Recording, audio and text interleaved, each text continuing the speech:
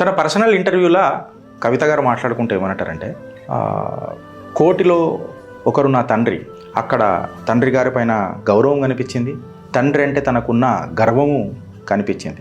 కోటిలలో ఒక్కోడు మీ తండ్రి అని అన్నప్పుడు ఒక చిన్న సమస్య, ఆ కోటిలో ఉన్న తండ్రికి టుకరాన్ చేస్తే అయిపోతుండే కదా అని అన్నది నా సూచన. లోకులు కాకులు ఇంటర్ప్రిటేషన్ రకరకాలుగా చేస్తారు, ఒక జడ్జిమెంట్నే రకరకాలుగా ఇంటర్ప్రిట్ చేస్తారు. సో రాజకీయాలలో ఈ ఇంటర్ప్రిటేషన్ అనేది సర్వసాధారణం.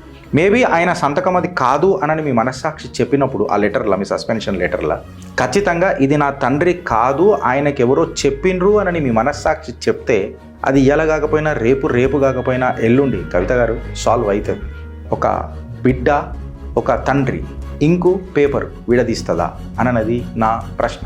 షోకాస్ నోటీస్ కూడా నాకు ఇవ్వాలి. పార్టీ కార్యకర్తను నేను ఉన్నప్పుడు నాకు షోకాస్ నోటీస్ ఇవ్వాలా అని అంటారు కదా. మన అని అనుకున్నప్పుడు ప్రేమ ఎక్కువ ఉంటుంది కవితక్క.